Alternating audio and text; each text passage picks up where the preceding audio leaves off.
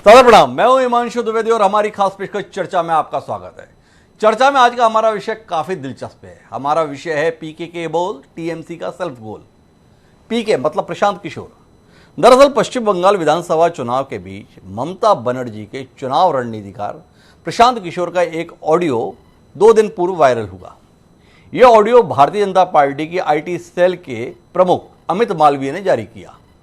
इस वीडियो के अंतर्गत एक क्लब हाउस है जिसके अंतर्गत तमाम पत्रकार जुड़े हुए हैं और उनके बीच परस्पर चर्चा चल रही है। उस चर्चा के दौरान ममता बनर्जी के वर्तमान रणनीतिकार और देश के चर्चित चुनाव रणनीतिकार प्रशांत किशोर आश्चर्यजनक रूप से नरेंद्र मोदी और भारतीय जनता पार्टी की ताकत के विषय में बखान कर रहे हैं। प्रशांत किशोर कुछ पत्रकारों से बातचीत करते हुए इसमें बताते हैं कि बीजेपी काफ़ी मजबूत है और मोदी को बंगाल में बेहद लोकप्रिय महसूस किया जा रहा है। उनकी लोकप्रियता कमोवेश ममता बनर्जी जैसी है। दलितों के वोट बड़ी संख्या में भाजपा की ओर शिफ्ट हो रहे हैं। वो ये भी बता रहे हैं कि जो लेफ्ट का वोट था उसका भी एक बड़ा हिस्सा भाजपा की ओर जा रहा है। कुल मिलाकर जो प्रशांत किशोर कुछ समय पहले ये दावा कर रहे थे कि भारतीय जनता पार्टी 294 संसदीय इस विधानसभा चुनाव में 100 सीटें भी हासिल नहीं कर सकती है, उन्हें प्रशांत किशोर का 3 चरण के मतदान हो जाने के बाद और चौथे चरण का मतदान शुरू होने से पहले सार्वजनिक बातचीत में भाजपा की ताकत का इस कदर बखान चौंकाने वाला है। भारतीय जनता पार्टी को तो जैसे घर बैठे एक हथियार हिस्से में आ गया और उसने तुरंत इसका इस्तेमाल कर दिया। भारतीय जनता पार्टी ने बताया कि जब ममता बनर्जी से जुड़े हुए लोग ही इस कदर इसकी सराहना कर रहे हैं तो बाकी के संदर्भ में तो कहने की बात ही क्या है। इधर प्रशांत किशोर की दलील यह है कि भारतीय जनता पार्टी ने अपनी सुविधा के अनुसार हिस्से को ही जाहिर किया है, बाकी बचा हुआ हिस्सा भी उसे दिखाना चाहिए। लेकिन सवाल इस बात का है कि जब चुनाव का दौर है तो ऐसे में प्रशांत किशोर ने ऐसा कुछ बोला क्यों, और अगर उन्हें लगता है कि भाजपा पूरा दिखा नहीं रही है तो प्रशांत किशोर को रोका किसने है कि वो पूरा हिस्सा प्रस्तुत करें। प्रशांत किशोर की 2 दिन से इस संदर्भ में खामोशी बताती है कि उनके मुंह से जो निकल गया वो वाकई उनका ही कहा हुआ है। इसी पर आज हम बात करेंगे कि क्या ऐन चुनाव के दौरान इस प्रकार की बयानबाजी, इस प्रकार की स्वीकारोक्ति अपने आप में तृणमूल कांग्रेस के लिए आत्मघाती गोल तो नहीं। कहीं प्रशांत किशोर ने ममता बनर्जी के लिए रणनीति बनाते बनाते किसी पुरानी निष्ठा का कर्ज चुकाने के लिए भाजपा की मदद तो जानकर नहीं कर दी। इसी पर आज हम बात करेंगे। कई खास मेहमान हमारे साथ में जुड़ेंगे जो प्रशांत किशोर की इस कहानी के संदर्भ में, इस कथन के संदर्भ में, इस रणनीति के संदर्भ में उसके पहलुओं से हमें रूबरू कराएंगे। उनसे आपका परिचय कराएं और इस दिलचस्प विषय पर चर्चा को कुछ आगे बढ़ाएं, क्योंकि इस समय देश में सर्वाधिक उत्सुकता इसी बात को लेकर है कि बंगाल में रहेगा कौन, दीदी या दादा। तो इसी पर हम बात करेंगे। लेकिन इस बातचीत के सिलसिले को शुरू करें उससे पहले समय है आज के विचार सूत्र का। हमारा आज का विचार सूत्र शब्दों को ही समर्पित है। देश के राष्ट्रपिता मोहनदास करमचंद गांधी अर्थात महात्मा गांधी ने शब्दों की महिमा को अपने एक भाषण में उद्धृत किया था। उन्होंने कहा था कि शब्दों में चमत्कार भरा होता है। शब्द भावना को देह देता है और भावना शब्द के सहारे साकार बनती है। तो कुल मिलाकर शब्दों में चमत्कार है, शब्द भावना को देह देते हैं। तो कुल मिलाकर प्रशांत किशोर के अंदर जो कुछ भी भावना थी उसको देह का स्वरूप इन शब्दों से प्राप्त हुआ और वो देह जिस रूप में व्यक्त हो रही है वो बता रही है कि भाजपा की राह काफी आसान हो रही है। क्या वाकई ऐसा है? इस पर हम बात करेंगे। इस चर्चा का हिस्सा बनने के लिए हमारे साथ खास मेहमान जुड़ रहे हैं। हमारे साथ में स्वर्णिल मिश्रा जी हैं, प्रवक्ता हैं तृणमूल कांग्रेस की। वो खासतौर पर इस चर्चा का हिस्सा बनने के लिए हमारे साथ मौजूद हैं। हमारे साथ में वीरेंद्र वशिष्ठ जी हैं, ऑल इंडिया कांग्रेस कमेटी के सचिव हैं राष्ट्रीय, वह हमारे साथ में हैं। हमारे साथ में निशांत वर्मा जी हैं, देश के जाने माने राजनीतिक विश्लेषक है। भाजपा और मोदी के प्रति विशेष अनुग्रह को पूरे देश के लोग जानते हैं उनके। तो इस प्रशांत किशोर की रणनीति के पहलुओं पर वो रोशनी डालेंगे। और हमारे साथ देश के सौम्य पत्रकारों में शीर्ष स्तर पर शुमार राहुल देव जी एक बार फिर साथ में। आप सभी का स्वागत है। चर्चा की शुरुआत स्वर्णिल मिश्रा जी से ही करते हैं। आपके महान रणनीतिकार, देश के चर्चित चुनाव विशेषज्ञ सम्मान्य प्रशांत किशोर जी की जो बातचीत सार्वजनिक हुई है चौथे चरण के मतदान वाले दिन, और अभी 3 चरण के मतदान और बाकी हैं। स्वर्णिल जी थोड़ा रोशनी डालें। जिन नरेंद्र मोदी की कोई हैसियत इस विधानसभा चुनाव में मानने से ममता बनर्जी अब तक इंकार कर रही थी, उनके सबसे बड़े सलाहकार सम्मान्य प्रशांत किशोर बता रहे हैं कि मोदी को तो लोग भगवान के तौर पर बंगाल में महसूस कर रहे हैं। आप कैसा महसूस करें इस स्वीकारोक्ति के बाद? हम देखिए, अभी भी दीदी वही बोल रही है कि ये लोग का बंगाल में बीजेपी का 3 ही सीट है। अभी भी वो लोग 100 पार नहीं कर पाएंगे, ये पीके भी बोले हैं। आप लोग क्यों नहीं ट्वीट दिखाते हैं उनका? जी वो लोग तो पार्शियल वीडियो दिखा रहे हैं, तो पूरा वीडियो भी दिखाना चाहिए। जी कहाँ पे क्या बोला गया है हमको तो कुछ, हम लोग को नहीं समझ में आ रहा है। ये लोग दिखा दे थोड़ा। और ये लोग को पीके को लेके ही क्यों परेशान है? ये लोग तो पॉलिटिक्स करना चाहते हैं, तो पॉलिटिक्स पॉलिटिक्स के हिसाब से करे। राजनीति तो जनता करेगी, अब दिखाएगी कि कैसे दीदी आगे जाएगी। जी तो जनता को नहीं ले रहे हैं ये लोग, टीएमसी पार्टी को भी नहीं ले रहे हैं। कहाँ पीके प्रशांत किशोर जो एक स्ट्रेटेजिस्ट है, उसको लेके ये लोग पड़े हुए हैं। तो हमको नहीं समझ में आ रहा है कि कैसे ये लोग क्या करना चाह रहे हैं, किस चीज का कोशिश कर रहे हैं ये लोग। अच्छा स्वर्णिल जी, आप कह रही है कि प्रशांत किशोर के पीछे क्यों पड़े हैं? प्रशांत किशोर क्या है भाई? प्रशांत किशोर तो आपकी पार्टी के सबसे महत्वपूर्ण किरदार इस चुनाव में है। आपके आधे से ज्यादा नेताओं ने तृणमूल कांग्रेस को अलविदा कहते हुए यही बयान दिया कि सब कुछ तो प्रशांत किशोर कर रहे, तो हमारी जरूरत क्या है। और वही प्रशांत किशोर बीच चुनाव में बता रहे हैं कि भाजपा बहुत बड़ी ताकत है, मोदी को भगवान समझ रहे हैं, तमाम दलित वोट मोदी जी की ओर जा रहे हैं, हिंदू वोट मोदी जी की ओर जा रहे हैं, और उसके बाद कह रही है कि हम पीछे क्यों पड़े हैं। एक सेकेंड, हाँ हम बोल दे, इनको टेप रिलीज करना क्यों पड़ा? प्रशांत किशोर कौन है? वो तो स्ट्रेटेजिस्ट है। हम बार बार बोल रहे हैं वो राजनीतिक विश्लेषक हो सकते हैं, लेकिन राजनीति तो नहीं करते। वो तो टीएमसी पार्टी करते नहीं है। उनके बारे में ये लोग बात बोल रहे हैं अचानक से। माने ये लोग को जीतने का जो लालसा है वो किस कदर जा रहा है। देखिए अभी जो 72 घंटा के लिए ये लोग बैन कर दिए वहां पे जाना, जहाँ पे कोच बिहार में जहाँ घटना घटी है, 4 जनों की मौत हुई है। तो ये हम बोलना चाहते हैं कि ये लोग पूरा सियासी राज।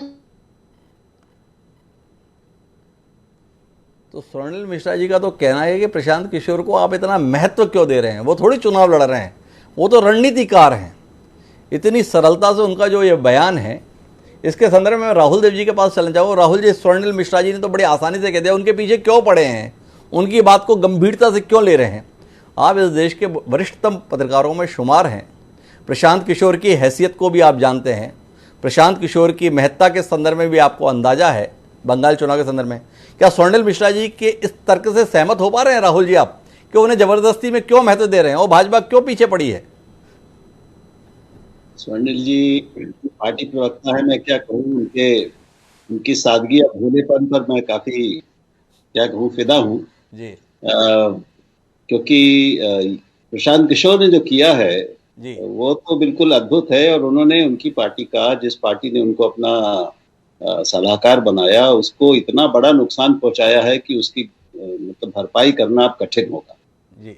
और एक बहुत बात तो उसमें आश्चर्यजनक रूप से ये निकल के आ रही है कि प्रशांत किशोर को खुद, जो कि स्ट्रेटेजिस्ट हैं, उनको ये सब पता होना चाहिए, उनसे अपेक्षित होता है, उनको ये नहीं मालूम था कि क्लब हाउस में जो बातचीत होती है इस तरह से खुल के, वो रिकॉर्ड होती है और वो बाहर हो सकती है। कोई, वो खुली बातचीत बाहर जा सकती है, कोई भी उसको सुन सकता है जी। और जैसे ही उनको ये बताया, उस बातचीत को अगर पूरा सुना जाए, वो आश्चर्यजनक बातचीत है। तो मैं पहले तो कहूंगा कि स्वर्णिल जी पहले उस पूरी बातचीत को सुन लें, वो उपलब्ध है जी। और उसके बाद उनको खुद ही समझ में आ जाएगा कि उनकी पार्टी की, देश को और मीडिया को, प्रशांत किशोर को और इस बातचीत को महत्व देने की जरूरत है या नहीं है। बहुत ज्यादा जरूरत है, उनकी अपनी पार्टी को बहुत ज्यादा जरूरत है इस बात की, और उसकी अब कैसे उसको रोके, जिसको हम डैमेज कंट्रोल कहते हैं, वो करना चाहिए उनको। उसको नकारने से भी बात बनेगी। दो सवाल हैं राहुल जी इस पूरे पहलू के संदर्भ में, दो हिस्सों में अगर आप इस बात को देखें। एक, प्रशांत किशोर ने कुछ कहा, उसके अपने मायने हैं, और वो प्रशांत किशोर का कहा सार्वजनिक हो गया, उसके इंपैक्ट के अलग मायने। मैं पहले बिंदु पर आपसे बात करता हूं, क्या प्रशांत किशोर का, यह मानते हुए कि यह बंद कमरे के अंदर हो रही बातचीत है, उसमें भी जो कुछ कहा गया है, क्या वो अपने आप में तृणमूल कांग्रेस की नींद उड़ा देने के लिए और भाजपा को उत्साहित करने के लिए पर्याप्त नहीं है? यह पहला सवाल है। दूसरा बिंदु तो आपने कहा है कि बहुत बड़ा नुकसान है, इस नुकसान की भरपाई किसी स्तर पर संभव है? यह मेरा दूसरा सवाल है। पहला सवाल तो ये कि ये निश्चित रूप से नुकसान तो हुआ है, और चूंकि ये बातचीत, अब वो पूरी बातचीत सुन के कई चीजें समझ में आती हैं जी। ये कि प्रशांत किशोर को ये नहीं मालूम था कि ये इतने खुलकर जो वो बोल रहे हैं अपने मित्र पत्रकारों के साथ, उनके प्रश्नों के जवाब में, ये सार्वजनिक हो जाएगा या ये खुला मंच है। जी। क्लब हाउस एक नया ऐप आया है, नया भारत में आया है, उसका इस्तेमाल अभी बहुत कम लोग कर रहे हैं जी। तो लेकिन उनको ये नहीं मालूम था। ये बहुत आश्चर्य की बात है। और जैसे ही उनको इसी बातचीत में ये बताया किसी ने, कि संजय हेगड़े ने बताया, जो एक बड़े सुप्रीम कोर्ट के वकील हैं, उन्होंने कहा कि ये लीक हो रही है, इस पर ट्वीट किया जा रहा है और ये बातचीत सार्वजनिक हो सकती है, खुला मंच है। तो उसके बाद एक शब्द नहीं बोला प्रशांत किशोर ने, वो बिल्कुल चुप हो गए। तो कि वो सन्नाटे में आ गए, क्योंकि उनको तब समझ में आ गया होगा कि कितनी बड़ी गलती उनसे हो गई है। जी। यही चीज इस पूरी बातचीत को और जो कुछ भी प्रशांत किशोर ने कहा है उसको बेहद महत्वपूर्ण बनाती है। जी। पूरी बीजेपी के सारे दावों को एक तरफ आप रख दीजिए, प्रधानमंत्री, गृहमंत्री और सारी बंगाल के भाजपा को, और प्रशांत किशोर की अपनी ये जो बातें उन्होंने कही उनको एक तरफ रख दीजिए, तो राजनीतिक महत्व के लिहाज से, वजन के लिहाज से ये उस पर भारी पड़ेगी। इस बातचीत को औरों पे भारी मानते हैं राहुल देवी। उनका मानना है कि प्रधानमंत्री क्या दावा कर रहे हैं, गृह मंत्री क्या दावा कर रहे हैं, ये इतना मायने नहीं रखता है। जो तृणमूल कांग्रेस मुख्य किरदार है इस चुनाव का, उसका सबसे बड़ा सलाहकार, उसका केंद्र बिंदु क्या कह रहा है, वो अपने आप में मायने रखता है और वो स्वीकार कर रहा है भाजपा की ताकत को। राहुल जी कह रहे थे कि एक बार उनकी बात को सुने। हम पूरी बात तो नहीं सुनवा सकते, लेकिन एक हिस्सा साझा करते हैं। वो स्वर्णिल मिश्रा जी से अधूरी रह गई बातचीत को थोड़ा पूरा करके फिर निशांत वर्मा जी के पास चलते हैं। एक बार सुनिए स्वर्णिल जी, प्रशांत किशोर जी ने बोला क्या। एक चीज आप देखिए कि बंगाल में मोदी पहले तो एक बात है कि मोदी का एक कल्ट है जो कि बन गया है पूरे देश में, जो कि द डिग्री कुड वेरी, लेकिन 10%, 15%, 20%, 25% ऐसे लोग हैं जिसको मोदी में भगवान दिखता है। चाहे सही दिखे गलत दिखे वो एक अलग बहस का मुद्दा हो सकता है। स्पेशली जो यहाँ हिंदी भाषी है वो मोदी का सपोर्ट का कोर है। प्लस जो एंटी इनकम्बेंसी है वो स्टेट गवर्नमेंट के खिलाफ है, सेंटर के खिलाफ है नहीं। और मोदी है पॉपुलर, यहाँ काफी पॉपुलर है। अगर आप लीडर का हम लोग सर्वे कर रहे हैं तो मोदी और ममता आर इक्वली पॉपुलर। तो मोदी और ममता इक्वली पॉपुलर हैं, यह कहना है प्रशांत किशोर जी का, उन प्रशांत किशोर जी का जिनके भरोसे पे तृणमूल कांग्रेस मैदान में है। स्वर्णिल जी कुछ कहना चाहिए अपनी बात को पूरा करने के लिए आप। ये पूरा माइंड प्रेशर टैक्टिक्स चल रहा है बीजेपी की ओर से। हम फिर वही बात दोहराएंगे कि इसका पूरा जो टेप है उसको आप लोग दिखाइए प्लीज, क्योंकि मीडिया ही आप लोग दिखाए थे मीडिया में। तो हम बोलना चाहते हैं कि इसको पूरा आप लोग रिलीज कीजिए, आधा अधूरा बात पे हम नहीं जवाब दे सकते। तो स्वर्णिल जी आपसे सवाल यह है कि प्रशांत किशोर जी ने कहा ना, प्रशांत किशोर जी उस टेप में हैं, प्रशांत किशोर जी जारी क्यों नहीं कर रहे पूरी बातचीत? क्यों संकोच है प्रशांत किशोर जी को? प्रशांत किशोर जी को किसने रोक रखा है पूरा टेप जारी करने दे? भाजपा से आपकी उम्मीद है कि भाजपा जारी करे पूरा टेप, तृणमूल कांग्रेस के मुख्य सलाहकार नहीं करेंगे? क्या कहेंगे इस पर? अभी देखिए वो लोग के पास प्रशांत किशोर नहीं है, इसलिए शायद उनको दुख लग रहा है। लेकिन हम यही बोलना चाह रहे हैं कि प्रशांत किशोर के बात पे अगर इतना ही ये लोग को यकीन है तो ये यकीन रखिए और यही यकीन लेके आप लोग चलिए, क्योंकि ये बोले हैं कि 100 से भी ज्यादा नहीं बीजेपी का सीट होगा बंगाल पे। तो ये भी आप यकीन कर लीजिए, ठीक है? ये भी आप यकीन कर लीजिए। स्वर्णिल जी इसी बात पर है। स्वर्णिल जी के पास इस बात का जवाब नहीं है कि प्रशांत किशोर पूरा टेप जारी क्यों नहीं कर दे रहे, तृणमूल कांग्रेस पूरा टेप जारी क्यों नहीं कर दे रहे। पर राजनीतिक विश्लेषक निशांत वर्मा जी मेरे साथ में, निशांत जी से ही पूछते हैं इस पूरी कहानी को लेकर निशांत जी का नजरिया। प्रशांत किशोर की भूल है या प्रशांत किशोर की रणनीति है? किस नजरिए से देख रहे हैं निशांत जी इस पूरे घटनाक्रम को आप? डॉक्टर साहब, सबसे पहले तो राफेल वापस खुल गया है, कोरोना एकदम भरचक हो गया है, वो बहुत जरूरी मुद्दे हैं। लेकिन इस मुद्दे पे भी मैं जरा कुछ लाइनबद्ध बातें कह दूं जी। क्लब हाउस में प्रशांत किशोर एक सवाल का जवाब दे रहे थे जी। ये जो कहा जा रहा है कि पूरा टेप रिलीज किया जाए, तो अगर कोई भी, और अगर जैसे देव साहब ने कहा कि वो तो ओपन फोरम है तो कोई भी रिलीज कर सकता है, कहीं से भी ला सकता है। पहले ये पता चलना चाहिए कि सवाल क्या था जिसका उन्होंने जवाब दिया। लेकिन मान लेते हैं कि सवाल को अभी कोई टच नहीं करना चाहता, उनके जवाब को लेके इतनी जो गहमा गहमी है, आते हैं उस पर। क्या कहा उन्होंने? क्या एक प्रशांत किशोर चाहिए इस देश को बताने के लिए कि मोदी पॉपुलर है देश में? ठीक है, किसमें पॉपुलर होगा, कितना पॉपुलर होगा और किस पर्पस के लिए पॉपुलर होगा, वो एक अलग स्टोरी हो सकती है। लेकिन क्या एक ये मैटर है डिस्कशन का कि प्रशांत किशोर ने कहा तो मोदी पॉपुलर हो गया? नहीं, मोदी पॉपुलर है। उन्होंने ये भी कहा कि बंगाल में मोदी और ममता इक्वली समानांतर पॉपुलर हैं जी। तो मुझे शायद अब यह समझना पड़ेगा कि अगर लगा रहा हूं, अगर भाजपा जीत गई तो क्या वहां पे मोदी जी चीफ मिनिस्टर बनेंगे? अगर इसी लॉजिक पे चला जाए कि दोनों इक्वली हैं तो मेरे ख्याल से ममता दीदी वापस आ रही। तीसरी बात, उसके अंदर उन्होंने जो बात कही, जो आपने भी हाईलाइट करी कि किसके वोट किधर जा रहे हैं, भाजपा को कितना फायदा हो रहा है, ये एक अच्छे एनालिस्ट का काम होता है, सवाल का पत्रकारों को जवाब देना। उसमें हो सकता है कि सरकारी पत्रकार ना हो, लेकिन हो सकता है उसके अंदर फ्री पत्रकार हो जो ये सवाल कर रहे हैं। तो जब एक फ्री पत्रकार ने यह सवाल किया तो उन्होंने बिल्कुल एक प्रॉपर ओपन फोरम में स्ट्रैटेजिस्ट के तरह जवाब दिया कि कौन से, क्योंकि भारतीय जनता पार्टी 3 से ज्यादा सीटें लाएगी, मैं मानता हूं। मैं ये भी मानता हूं कि वो 150 सीटें नहीं ला पाएंगी और सरकार नहीं बना पाएगी बीजेपी, पर मैं ये जानता हूं कि 2019 का जो परसेंटेज लेके चला जा रहा है, अगर उस परसेंटेज को डिस्कस किया जा रहा था ओपन फोरम में, तो ये बताया जाएगा, कोई भी स्ट्रैटेजिस्ट बताएगा, कोई भी एनालिस्ट बताएगा कि कौन से वोटर्स थे, किस टाइप के वोटर्स थे जिन्होंने भारतीय जनता पार्टी को इतनी सीटें लोकसभा में दी बंगाल में। वो वोटर कहां से आया था, वो वोटर किस ग्राउंड बेस का था, वो अगर डिस्कशन है तो इसको भारतीय जनता पार्टी की जीत और पीके का बोल और टीएमसी का सेल्फ गोल, ये तो कतई नहीं माना जा सकता। निशा जी, मैं आपको बीच में रोकने के लिए माफी चाहूंगा। आपसे जानना चाहूंगा, प्रशांत किशोर कोई राजनीतिक विश्लेषक के तौर पर मात्र मौजूद नहीं थे। प्रशांत किशोर वो शख्स हैं जो तृणमूल कांग्रेस की इस विधानसभा चुनाव के लिए रणनीति बनाने का काम कर रहे हैं। वो वहां पर तृणमूल कांग्रेस के प्रतिनिधि भी पहले हैं, राजनीतिक विश्लेषक या सेफोलॉजिस्ट वो बाद में हैं। चुनाव के दौरान उनके द्वारा किसी भी कही गई बात के मायने हैं। क्या आप नहीं मानते हैं कि तृणमूल कांग्रेस के मुख्य रणनीतिकार प्रशांत किशोर ने गलती कर दी, भूल कर दी? बंद कमरे में भी अगर इस प्रकार की बातचीत की और इससे तृणमूल कांग्रेस को नुकसान पहुंचेगा, क्या इस बात से निशांत वर्मा का इंकार है? नहीं मानता मैं इस बात को। इसका जवाब मैं देना चाहूंगा, क्योंकि आपके सवाल में प्रशांत किशोर के 2 रूप बताए जा रहे हैं जी। उनका पॉलिटिशियन वाला रूप और उनका एक एनालिस्ट या एक स्ट्रेटेजिस्ट वाले का रूप। अगर आप पी और के को अलग कर दें, पास और कमियां जो हैं प्रशांत और किशोर में, तो उनकी, प्रशांत की जो पास हुए हैं वो आज तक हमेशा एनालिस्ट और स्ट्रेटेजिस्ट के तौर पे हुए हैं, और जो उनकी कमी रही हम बिहार में देख चुके हैं, पॉलिटिकल पार्टी ज्वाइन करी और छोड़ दी क्योंकि वो खेल उनको अभी तक नहीं आता है।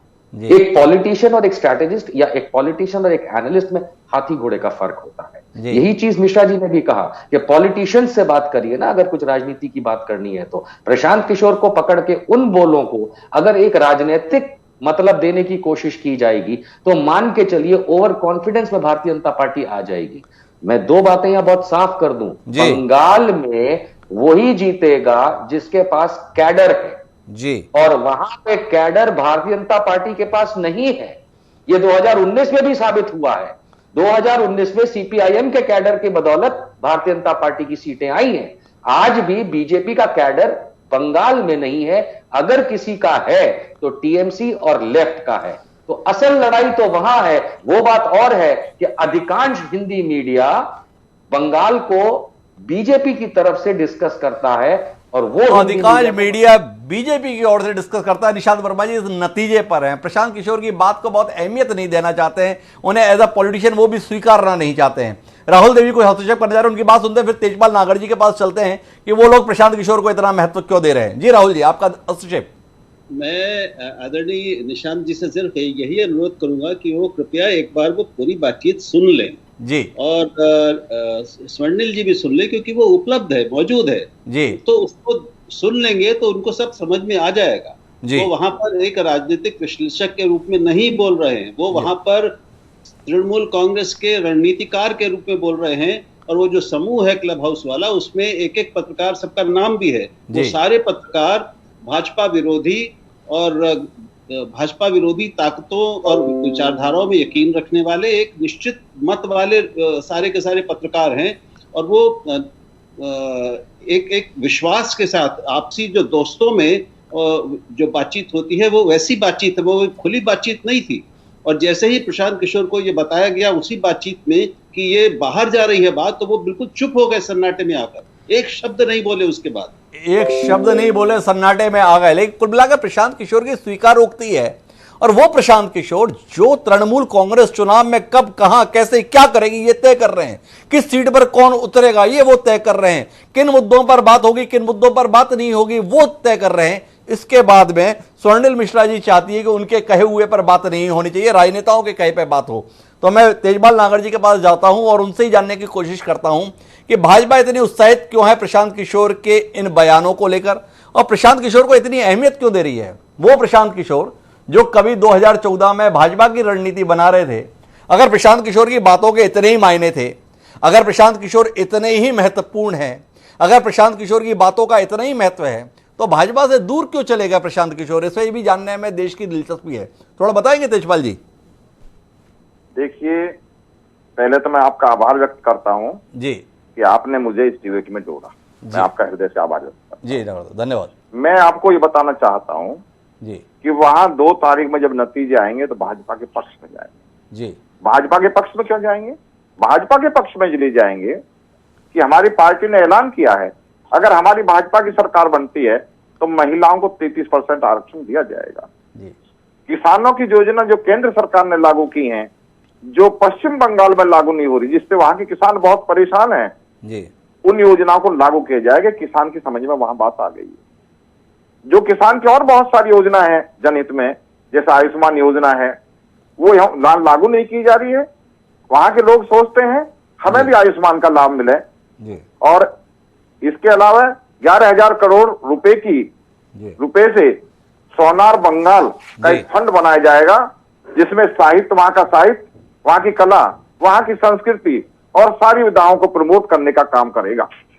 तो मैं आपसे ये कहना चाहता हूं, इन बहुत सारी बातों के कारण इन और वहां जो जागती हुई हैं जी भाजपा के कार्यकर्ताओं के साथ, सामान्य कार्यकर्ताओं के साथ, जिनके साथ न्याय नहीं मिला, जिनको न्याय के लिए भटकते रहे, बहुत सारे मर्डर कर दिए, इन सारी बातों से ये वहां के लोगों में समझ में आ गई, हमको टीएमसी को विदा करना है, भाजपा को लाना है। जी भाजपा ने कहा कि हम 3 एम्स बनाएंगे। जी तो वहां के लोग सोचते हैं कि हमारी स्वास्थ्य शिक्षा के लिए, हमारे स्वास्थ्य के लिए इन 3 एम्सों का बनना बहुत आवश्यक है बंगाल में। और भाजपा की कोई काम होगा तो उन कांग्रेस को देख लिया है, कोई काम नहीं कर पाई है। और हमने ये भी कहा है कि अगर हमारी सरकार आती है तो हम प्रत्येक परिवार के एक व्यक्ति को नौकरी देंगे। 7वां वेतन आयोग अगर भाजपा की सरकार बनती है, जो लागू नहीं हुआ है, 7वां वेतन आयोग लागू किया जाएगा। इसलिए हमारे प्रति बहुत आकर्षण है। नोबेल प्राइज की तर्ज पर हम टैगोर प्राइज आयोग लागू किया जाएगा, टैगोर प्राइज देने की शुरुआत की जाएगी। विधवा पेंशन जो 1,000 रुपए मिलती है उसे हम 3,000 बढ़ाएंगे। मछुआरों के लिए हर साल 6,000 रुपए दिए जाएंगे। नर्सिंग कॉलेजों में सीट बढ़ाई जाएगी। मैं आपको बीच में रोकूंगा, आप जितनी बातें बता रहे हैं, ये बातें जो प्रशांत किशोर कह रहे हैं उनमें से किसी बात से इत्तेफाक नहीं रखते। प्रशांत किशोर 2 ही बात कह रहे हैं, एक कि नरेंद्र मोदी बेहद लोकप्रिय हैं, इतने लोकप्रिय हैं जितना ममता बनर्जी हैं, ये बड़ा कारण है। और दूसरा, जिस प्रकार का ध्रुवीकरण भाजपा ने किया, इसके कारण भाजपा मजबूत स्थिति में है। क्या आप ना इत्तेफाकी रखते हैं प्रशांत किशोर की इन दोनों बातों से? क्योंकि आपने इतनी देर बोला, इन दोनों बातों का कोई जिक्र नहीं किया। आप बता रहे हैं हमने ये वादे किए इसलिए हमारे पक्ष में माहौल है। क्या नरेंद्र मोदी कोई फैक्टर नहीं है, ऐसा नागर साहब मान रहे? देखिए ये प्रशांत किशोर जी कह रहे हैं जी, वो इन्हीं से मुद्दों को देखकर कह रहे हैं जी। प्रशांत किशोर जी की बात से लग रहा है कि वहां टीएमसी हार चुकी है जी। जो उनके चुनाव मैनेजमेंट के इंतजाम कर रहे थे, उन्होंने देख लिया कि टीएमसी हार रही है, भाजपा जीत रही है, इसलिए उन्होंने वो बात कही जी। और मैं इसलिए इन बातों को कह रहा हूं, वो इन बातों को देख करके जब ये बात जनता में देखी तो वो कह रहे हैं, प्रशांत किशोर जी कह रहे हैं, इसलिए भाजपा की जीत निश्चित है और प्रशांत कुमार जी हार मान चुके हैं। अच्छा, एक और सवाल तेजपाल नागर जी आपसे है। जो स्वर्णिल मिश्रा जी का कहना है कि प्रशांत किशोर की बात की अगर इतनी अहमियत है तो आप पूरा टेप जारी क्यों नहीं करते? जो पूरी बात उन्होंने कही थी, कुछ हिस्सा ही क्यों जारी कर रहे हैं? स्वर्णिल मिश्रा जी का ऐसा कहना है, कुछ कहना चाहेंगे तेजपाल नागर जी? देखिए, लुब्बो लवा ये है जी, कुल मिलाकर प्रशांत किशोर जी हार मान चुके हैं। टीएमसी हार रही है, टीएमसी की विदाई हो रही है, भाजपा सत्ता में आ रही है, भाजपा जीत रही है, तृणमूल कांग्रेस की विदाई हो रही है। तेजपाल नागर जी का कहना। कोई हस्तक्षेप निशांत वर्मा जी करने जा रहे हैं, उनकी बात सुनते हैं और फिर चलेंगे हम वीरेंद्र वशिष्ठ जी के पास में। कभी सरकार हुआ करती थी कांग्रेस की पश्चिम बंगाल में, प्रशांत किशोर की बातचीत में कांग्रेस जिक्र के लायक भी नहीं है। इसको लेकर कुछ सवाल वीरेंद्र वशिष्ठ जी से करेंगे, पर पहले निशांत जी का हस्तक्षेप सुनते हैं। ये निशांत जी। दो फोल्ड में छोटे छोटी बातें रखना चाहता हूं नागर साहब भारतीय जनता पार्टी के लिए। आपने अभी अपने वक्तव्य में कहा कि कृषक की क्या हालत है, फार्मर्स की क्या हालत है बंगाल में। सर, कृषि कर्मण अवार्ड मोदी जी ने ही दिया था ममता बनर्जी वेस्ट बंगाल को। कृषि कर्मण अवार्ड केंद्र ने वेस्ट बंगाल को दिया था। क्या आप इस प्रोग्राम में बता सकते हैं कि वो कृषि कर्मण अवार्ड क्यों दिया था वेस्ट बंगाल को, अगर वहां के किसानों की ये हालत है, क्यों मोदी जी ने दिया था? नंबर 1। नंबर 2, आपने जितना भी गिनाया कि जो आपके मैनिफेस्टो को पढ़ के आप बता रहे हैं कि फलाना अनाउंसमेंट किया, ढिमाका अनाउंसमेंट किया, सर आज की तारीख में उत्तर प्रदेश से लेकर गुजरात जितने भी राज्यों में भारतीय जनता पार्टी ने जो जो वादे किए थे, क्या वो पूरे हो गए? क्या आपने उनको सोनार उत्तर प्रदेश, स्वर्णिम गुजरात और जाने कैसा मध्य प्रदेश बना दिया, या आप सिर्फ कहेंगे और बोलेंगे लेकिन करेंगे कुछ नहीं? दोनों बातों के जवाब की अपेक्षा जो है निशांत वर्मा जी को है, लेकिन एक जवाब का उत्तर तो मैं देना चाहता हूं निशांत जी आपके। जो ये कृषि कर्मण पुरस्कार है ना, ये कमाल की चीज है। इस देश का शायद ही कोई राज्य बचा है जिसको कृषि कर्मण पुरस्कार नहीं मिला है। किसी को दलहन में, किसी को खरीफ में, किसी को किसी में। हम छत्तीसगढ़ में बैठे, यहां पर भी मिला हुआ है, मध्य प्रदेश भी बोलता है हमें भी मिला हुआ है, उत्तर प्रदेश भी बताता है हमें भी मिला हुआ है। भगवान जाने केंद्र सरकार ने कौन सी योजना बनाई है जिसमें हर राज्य को पुरस्कार दिया जाता है। ये कमाल की चीज है। कभी इस पर भी हम लोग बात करेंगे निशांत जी आपके साथ बैठ के। लेकिन अभी मैं वीरेंद्र वशिष्ठ जी के पास आता हूं।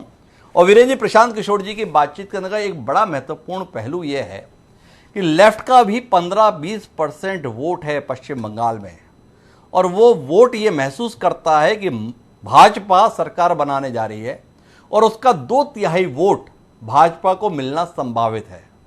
प्रशांत किशोर ये भी बोलते हैं कि जो 2019 का चुनाव था उसमें भी भाजपा की जो 18 सीटें आई थी उसका बड़ा कारण लेफ्ट का वोट उनकी ओर आना था।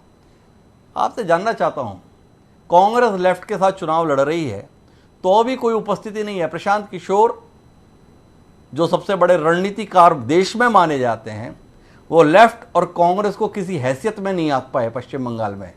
खारिज करते हैं प्रशांत किशोर के आकलन को?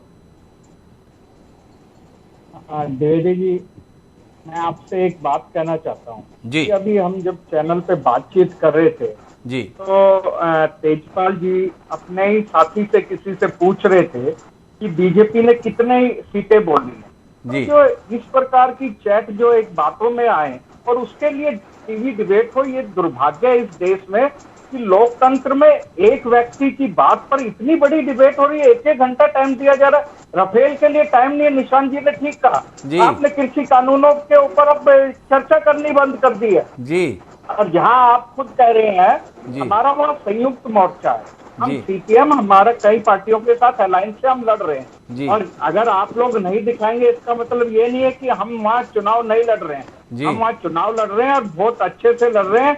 और आप 2 मई को देखेंगे कि जो रिजल्ट आएंगे ना शारदा चिटफंड वालों के हक में आएंगे, ना भ्रष्टाचारियों को अपनी पार्टी में लेके एक माहौल बनाने वालों के हक में आएंगे। 2 मई को जो रिजल्ट आएगा वो सोनार बंगला जो एसके रॉय ने में आएंगे। और आप सबसे मेरा निवेदन है मीडिया के बंधुओं से जी, आज देश के जो हालात हो गए हैं और उसमें एक व्यक्ति की इंटरनल चैट, ये इतनी बड़ी डिस्कशन होना ये अच्छी बात नहीं। बिल्कुल बड़ी शिकायत है वीरेंद्र वशिष्ठ जी आपको मीडिया से, हमसे। पर प्रशांत किशोर हैं कौन? प्रशांत किशोर वो हैं जो कांग्रेस के द्वारा शासित राज्य पंजाब जिसका नाम है उसके मुख्यमंत्री कैप्टन अमरिंदर सिंह के सलाहकार बनाए गए हैं। केंद्रीय मंत्री का दर्जा दिया गया है। उन प्रशांत किशोर के वक्तव्य पर हम बात कर रहे हैं। एक अधनाथा आदमी पश्चिम बंगाल में चुनाव की रणनीति बना रहा है। क्यों आपकी पार्टी उसे इतना महत्व दे रही है कि केंद्रीय मंत्री का दर्जा दे रही है बंगाल में से निकालकर पंजाब में? कैप्टन अमरिंदर सिंह से सवाल किया वीरेंद्र वशिष्ठ जी आपने, ये क्या कर रहे हो? ये एक आदमी को इतना महत्व क्यों दे रहे हो? आपको बड़ा आपत्ति हो गई कि मीडिया उनकी बात को गंभीरता से क्यों ले रहा है? नहीं, सलाहकारों को बनाया जाता है। कैबिनेट दर्जा कोई पहली बार दिया गया है, तो ये कोई नया काम नहीं है। आप फिर व्यक्ति है हायर किए जाते हैं, कंसल्टेंट रखे जाते हैं, कोई ऐसी बड़ी बात नहीं है। राजनीतिक जो चर्चा होती है, आज अलग अलग तरीके हैं, टूल्स आ रहे हैं, तो उस पर होती है चर्चा। अब आज के पुराने नेता टूल किट के बारे में नहीं जानते, तो नए लोगों को रख लिया एडवाइजर तो क्या हो गया? जिनको रख लिया तो क्या हो गया, ये वीरेंद्र वशिष्ठ जी का सवाल है।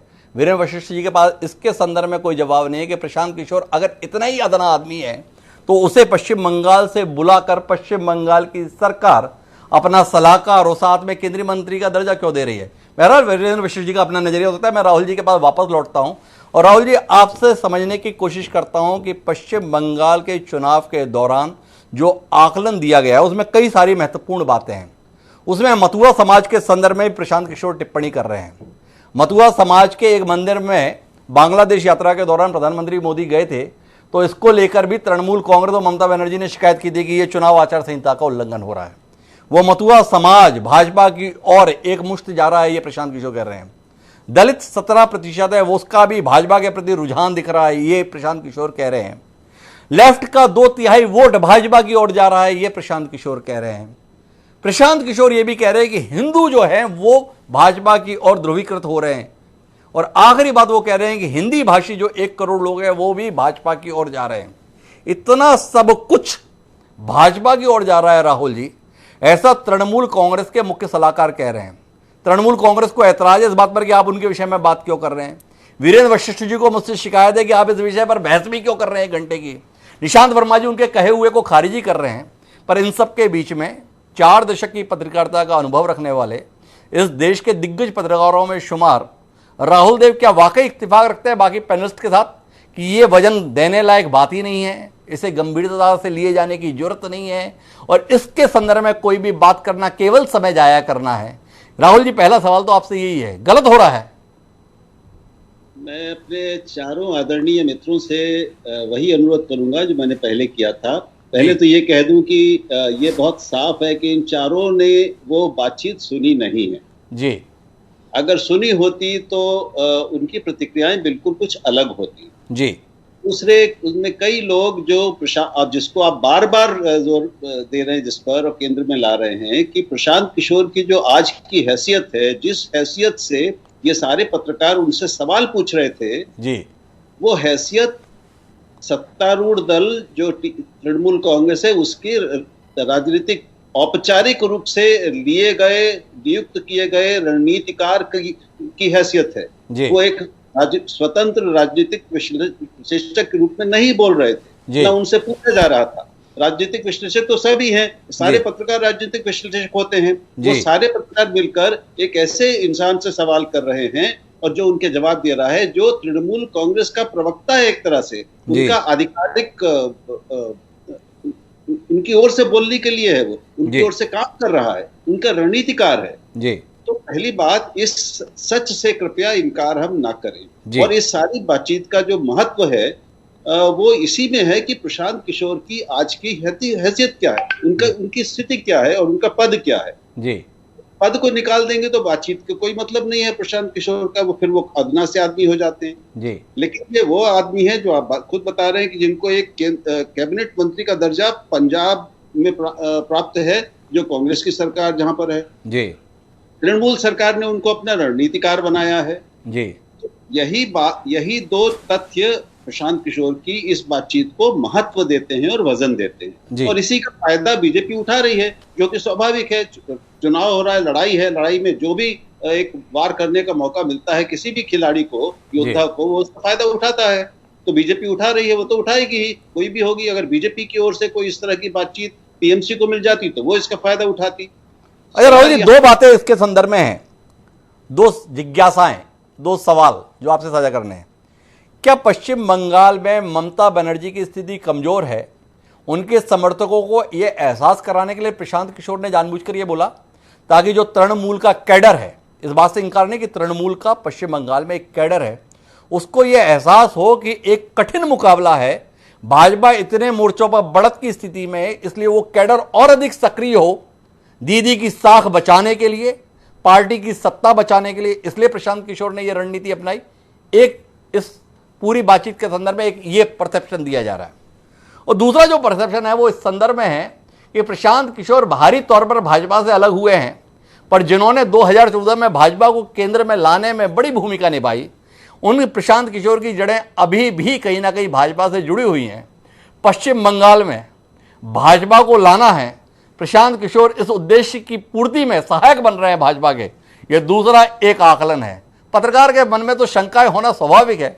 राहुल जी, दोनों शंकाओं का कोई समाधान आपके पास? पहली बात मैं ये कहूंगा कि ये शायद प्रशांत किशोर के प्रोफेशनल जीवन की सबसे बड़ी गलती होगी या सबसे बड़ी गलतियों में से शुमार की जाएगी जी। और इसका वो जिंदगी भर इसका पश्चाताप करते रहेंगे कि मुझसे ये क्या हो गया जी। क्योंकि ये जाहिर है कि उनको ये नहीं पता था और ये उन्होंने सोचा भी नहीं था कि ये हमारी बातचीत सार्वजनिक हो सकती है, लीक हो सकती है जी। दूसरी चीज, इसके बाद अब उन पर विश्वास कौन करेगा जी?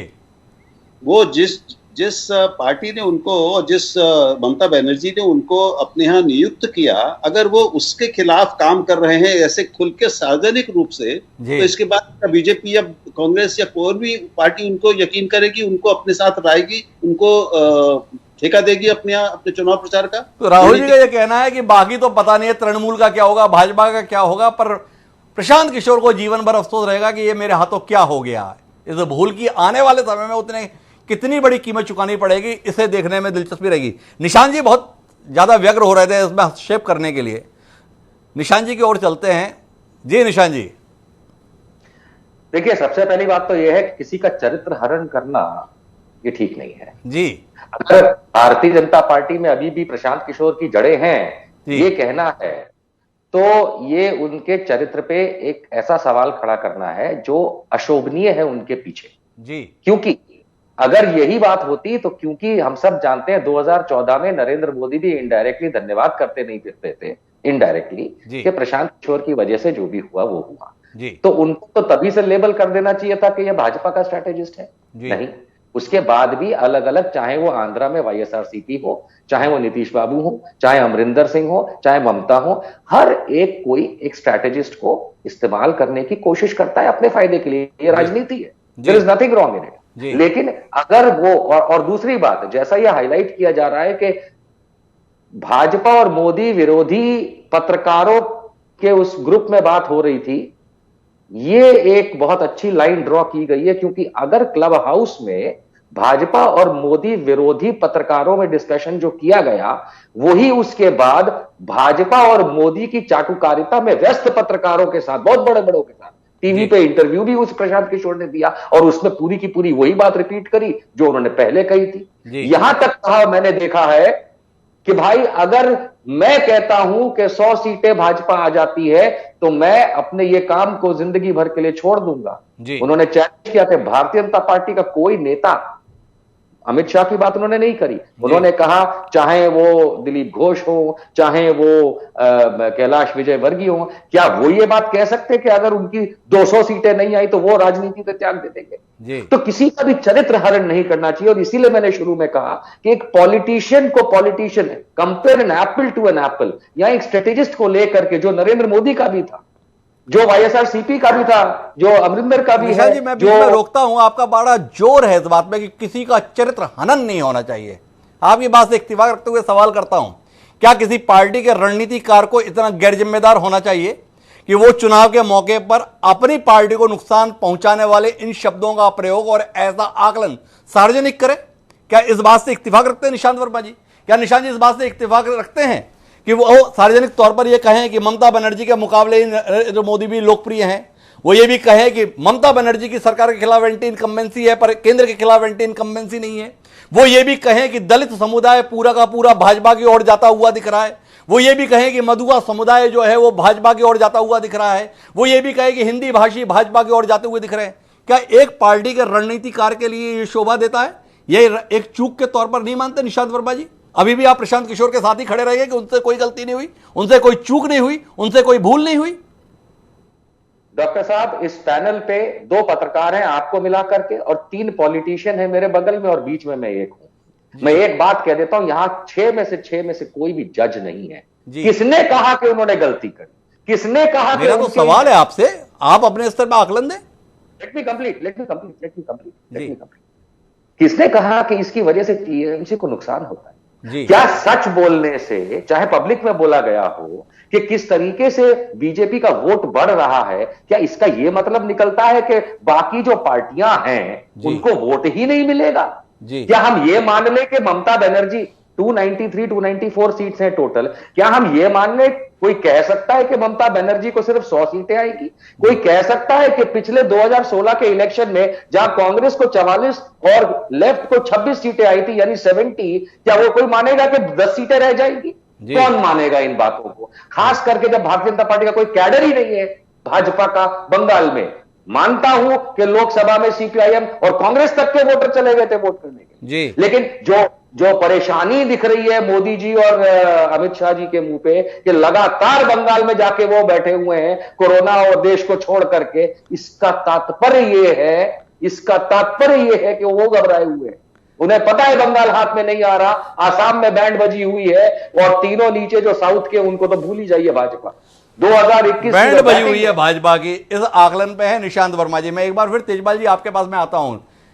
निशांत जी का कहना है कि अमित शाह और नरेंद्र मोदी कोरोना का भूल, बाकी देश का भूल बंगाल में इसलिए पहुंचे हुए हैं क्योंकि दिख रहा है कि बैंड बज रहा है असम में और बंगाल हाथ में नहीं आ रहा है। इत्तेफाक रखते हैं आप, आपके नेता इसीलिए बंगाल के इतने चक्कर काट रहे हैं, और जितना भी आकलन प्रशांत किशोर दे रहे हैं उसके आधार पर भी भाजपा का बेड़ा पार नहीं होना है।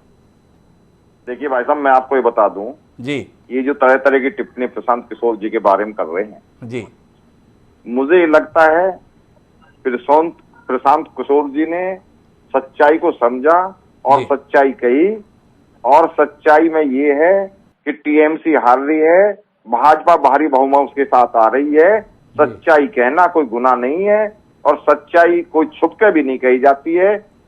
पीछे अगर एकांत में किसी बात करी जाए, बिल्कुल एकांत में, तो वो सच्चाई निकलती है। तेजपाल जी, प्रशांत, फिर मेरा एक सवाल है आपसे।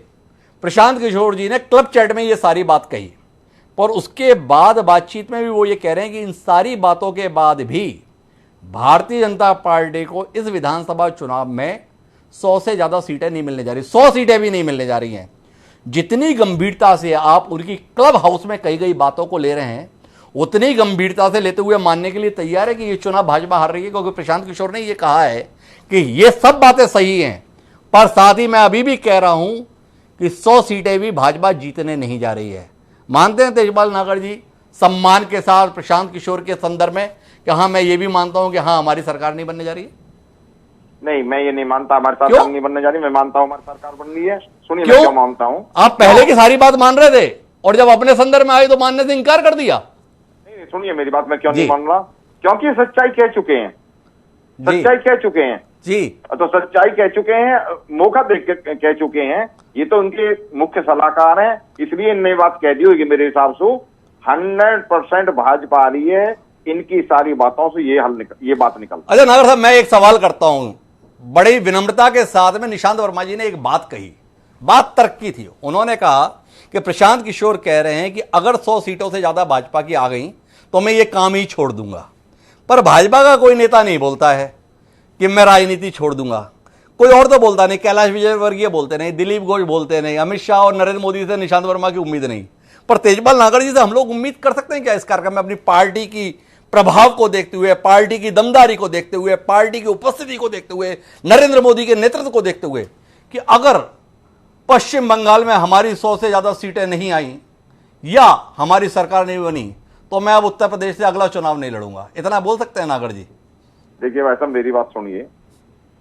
अभी आपने प्रशांत किशोर जी के बारे में कहा, ये सारी बातें कही इसलिए भाजपा आ रही है, हिंदू वोट चला गया, एससी वोट चला गया, लेफ्ट का वोट चला गया, सारा वोट चला गया। फिर ये 100 सीट कौन से हिसाब से बताने? 100 सीट आ रही, मुझे बताएं जरा, 100 सीट कौन से हिसाब से बताने हैं? फिर क्या हिसाब है इन पे 100 सीट का? अरे नागर साहब, मैंने तो बड़ा मामूली सा सवाल कर लिया आपसे। आपको बहुत भरोसा है ना अपनी पार्टी पर भी और प्रशांत किशोर की बात पर भी। तो क्या तेजपाल नागर जी प्रशांत किशोर के मुकाबले में खड़ा होना चाहते हैं? देश में आपका सम्मान और स्थान ही अलग हो जाएगा।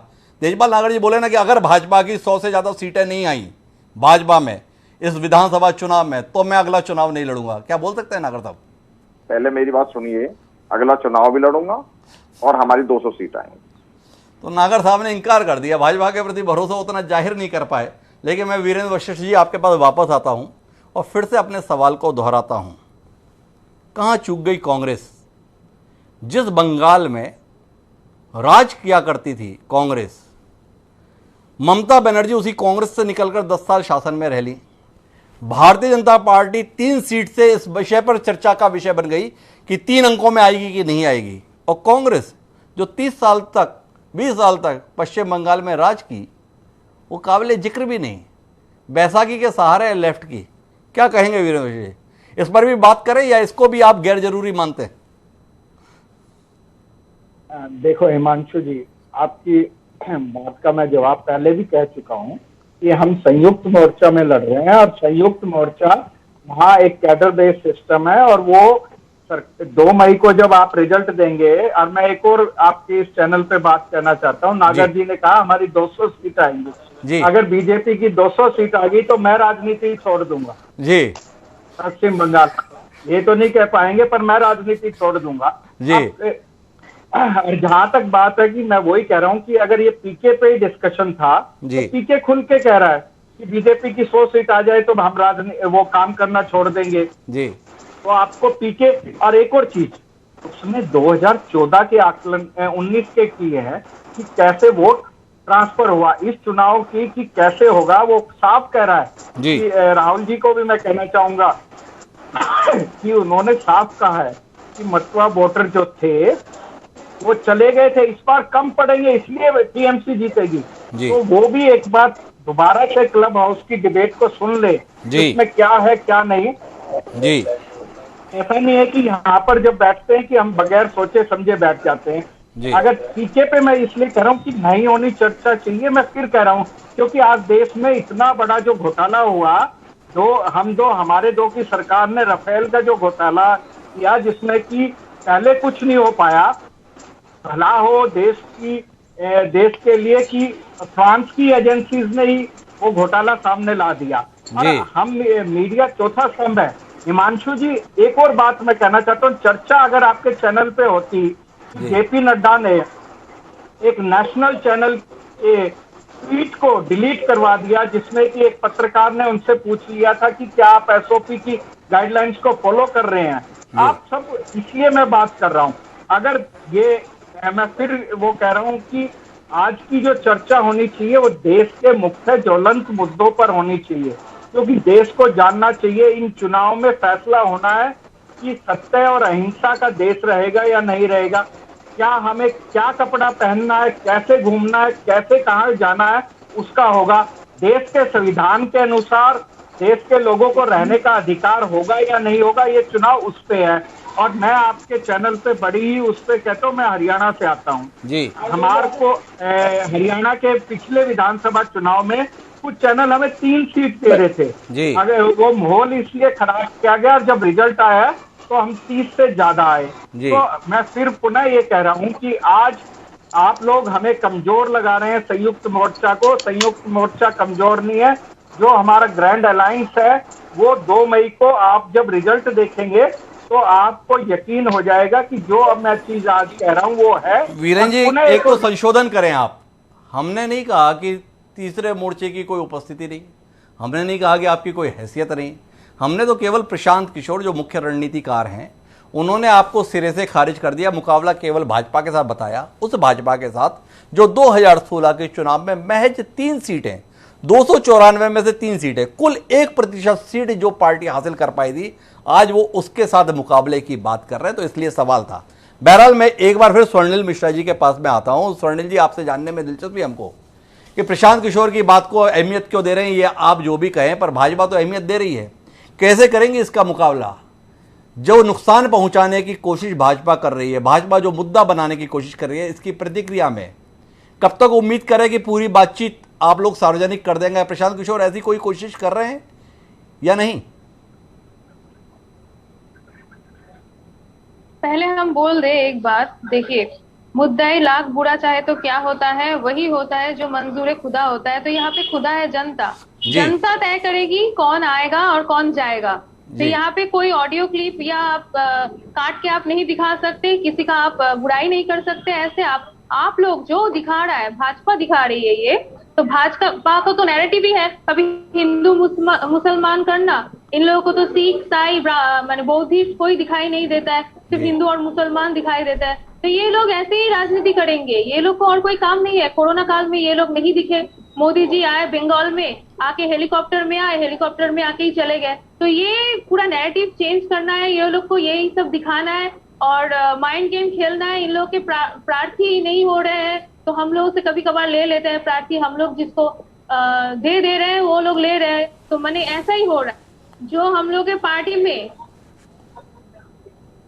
जो लोग करप्शन में नाम नहीं आया, फिर भी वो लोग पहले से बोल रहे थे कि ना ये नारोदा में है, ये शारोदा में है। अभी वही लोग उनके आंखों के तारा बन गए हैं, वही लोग अभी प्रार्थी हो रहे हैं। तो देखिए ये पूरा माइंड गेम सेटअप है।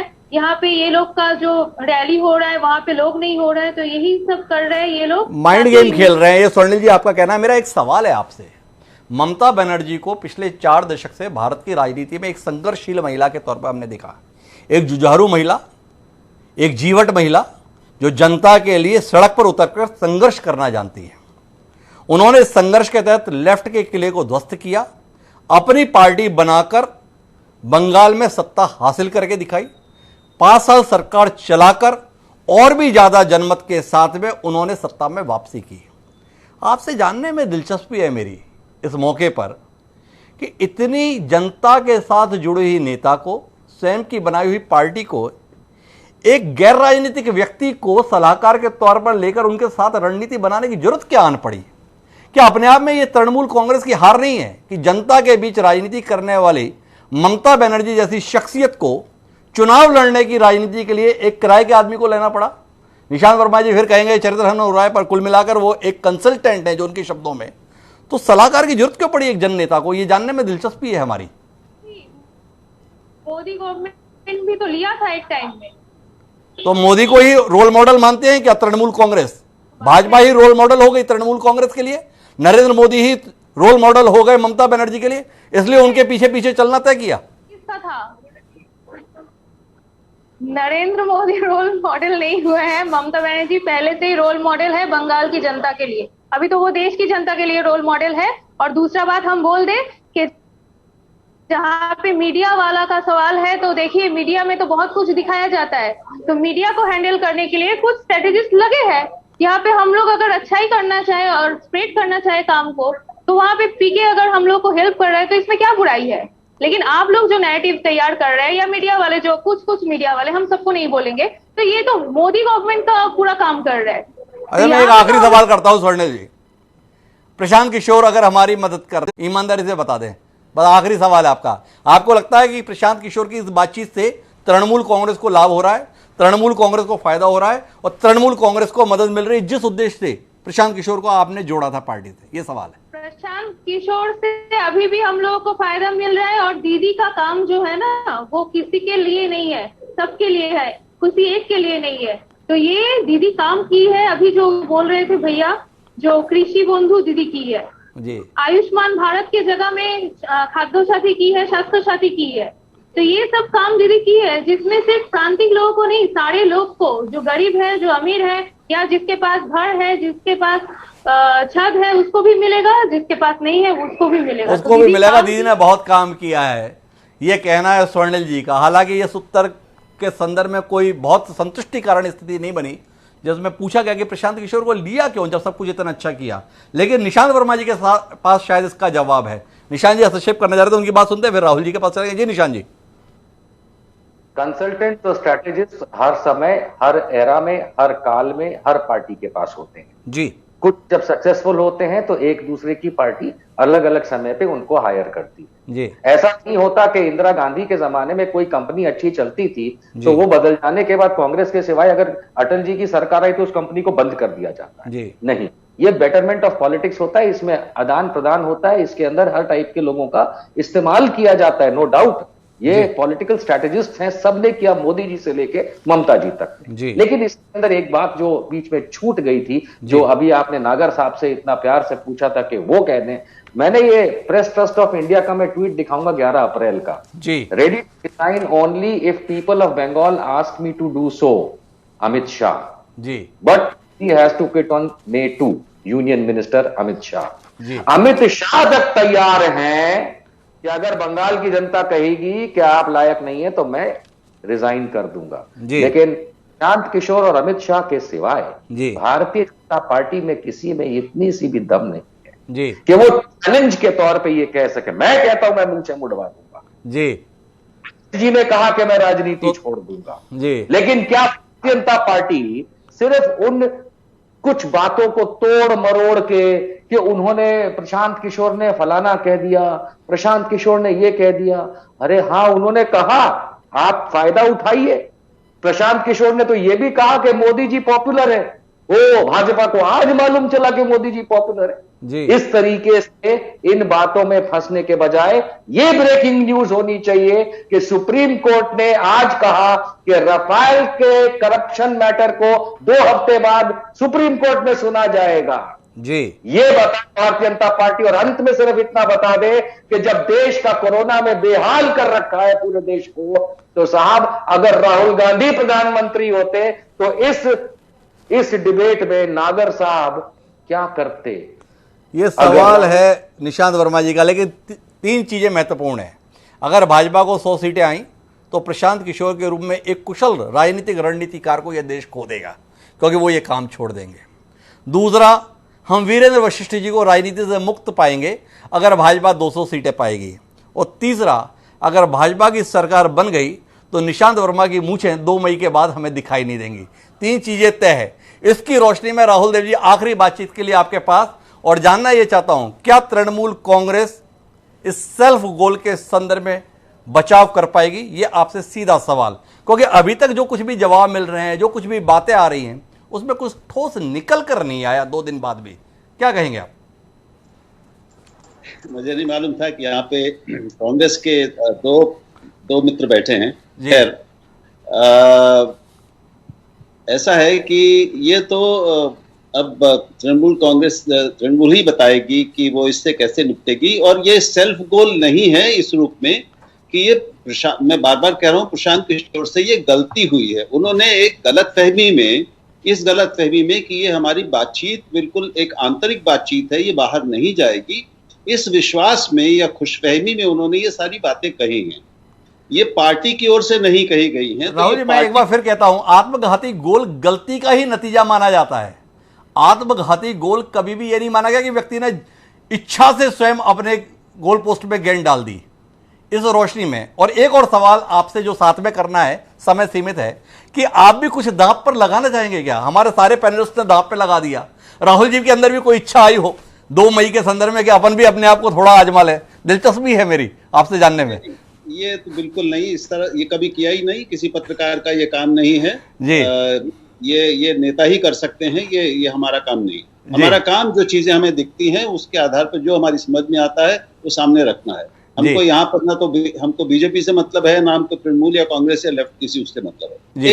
एक पत्रकार के रूप में मैं यहाँ पे हूँ, इसलिए मेरा कोई एक निजी स्टेक नहीं है इसमें, इसलिए प्रश्न किसी पत्रकार से नहीं किया जाना चाहिए। ये प्रश्न ही गलत, प्रश्न को ही खारिज करते हैं राहुल देव जी। लेकिन बातचीत का नतीजा एक बार स्पष्ट है।